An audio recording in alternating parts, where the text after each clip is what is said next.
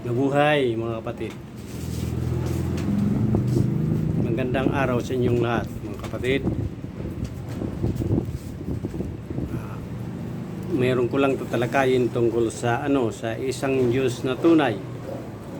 Nga ito ang pinagkakaguluhan sa buong mundo.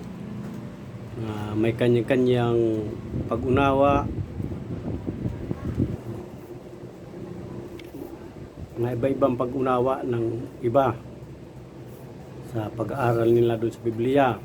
Ito, mayroon akong 4 na basihan sa isang tunay na Diyos. Una, doon sa awit 90, ang talata ay 2.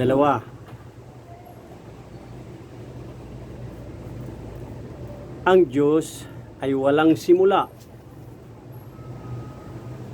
Ang Diyos ay walang hanggang. Yun ang una kong binabatayan, pinanindigan. Ibig sabihin, pag lahat na bagay may pinagmulan, hindi yan Diyos. Ang lahat na bagay linikha, hindi yan Diyos. Ang Diyos walang simula at walang hanggang. Yun ang matibay kong panindigan.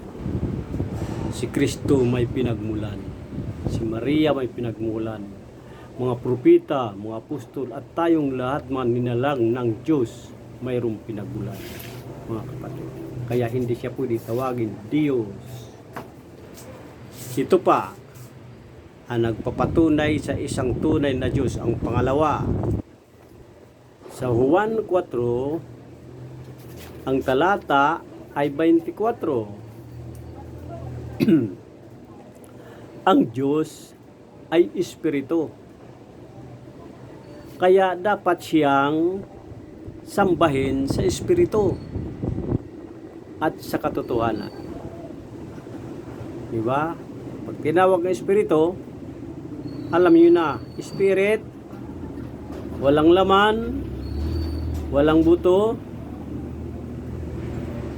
wala sa physical, sa anyo ng tao.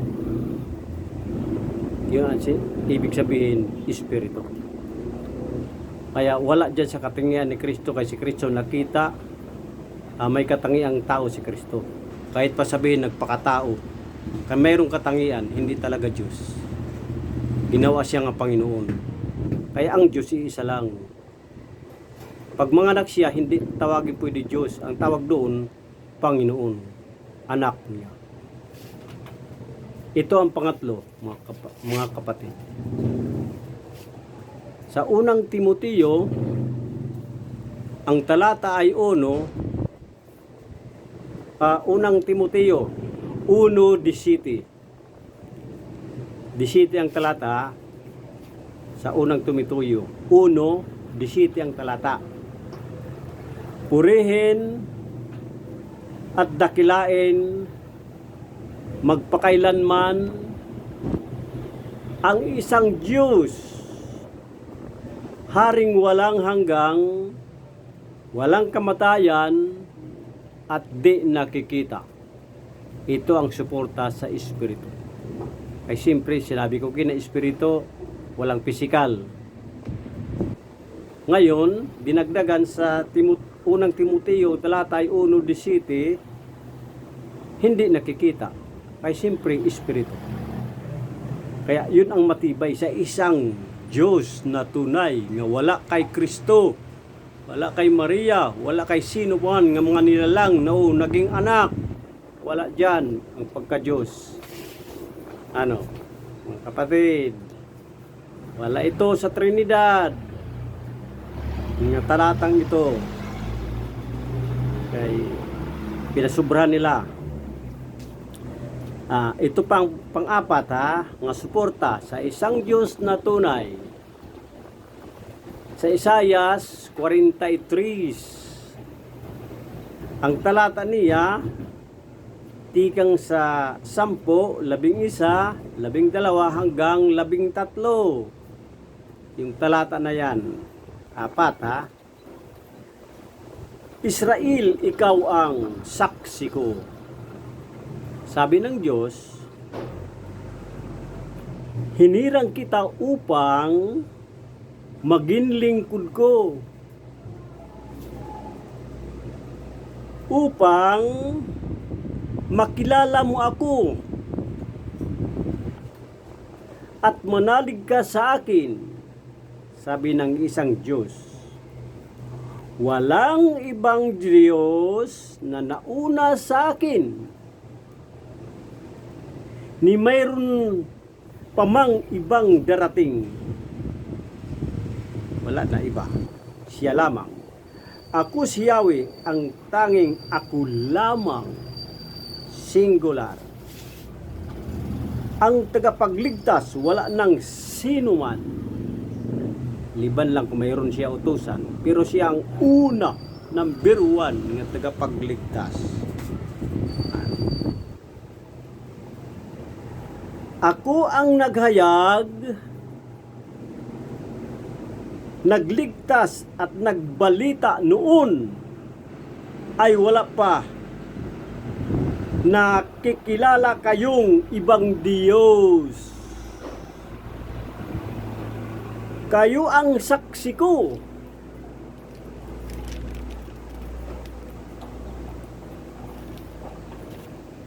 Ako ang Diyos sa mulat-mula pa.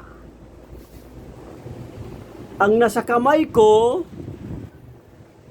hindi makukuha ng sinuman, sabi ng isang Diyos. At walang makakahadlang, kahit na ang anak, kahit na sino pa sa mundo. Walang makakahadlang sa akin gagawin.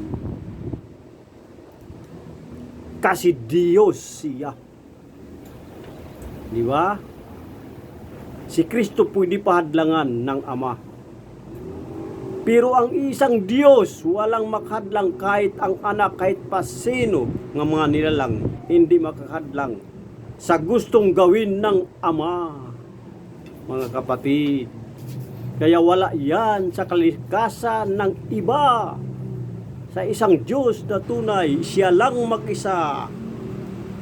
Kaya salamat na siya lang ang Diyos. Ito pa ang suporta sa isang tunay na Diyos, mga kapatid.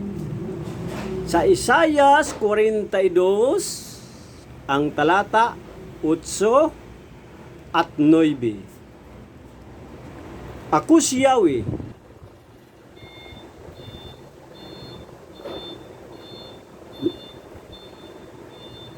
lamang ang iyong Diyos.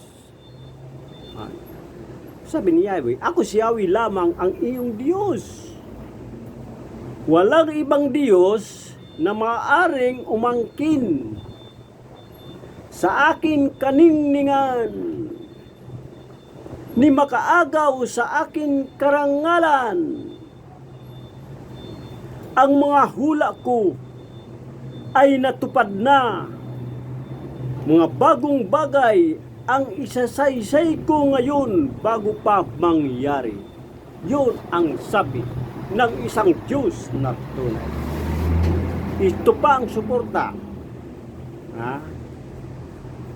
Sa Isaias 44, ang talata ay 6, 7 hanggang 8. Ang sabi ni Yahweh,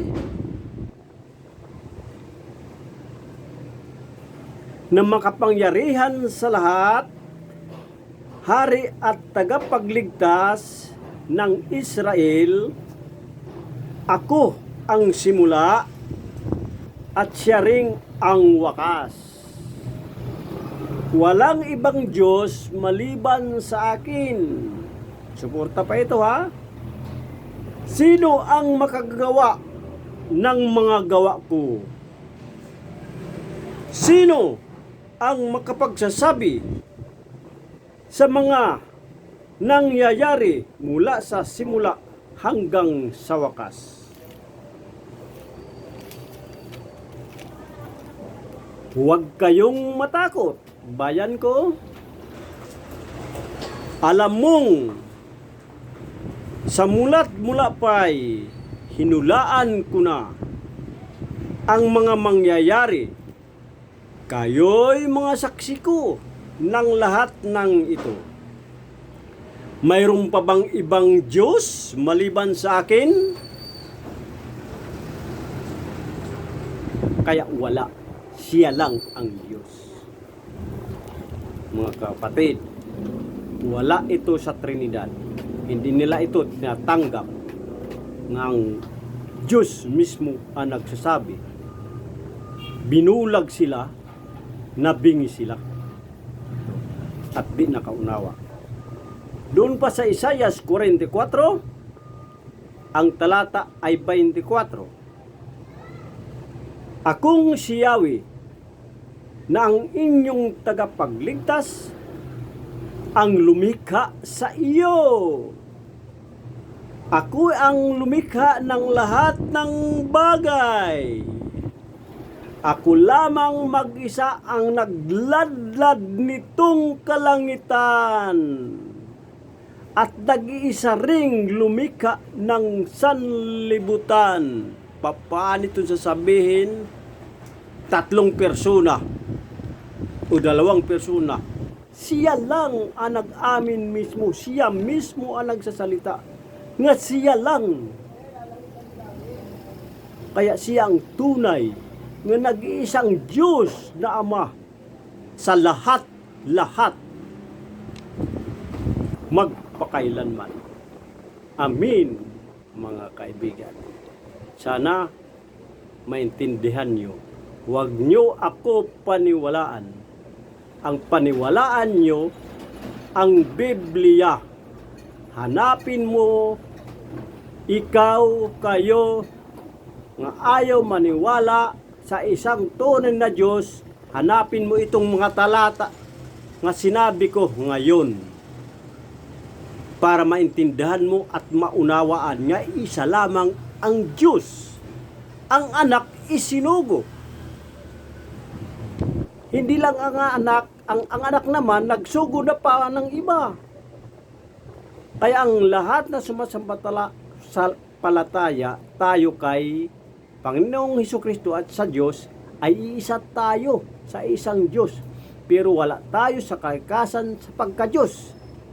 Sa layunin lang ay iisa tayo sa Diyos. Salamat. Salamat. Mabuhay ang Panginoong Diyos at ang anak na si Panginoong Hesukristo. Salamat, mga kapatid.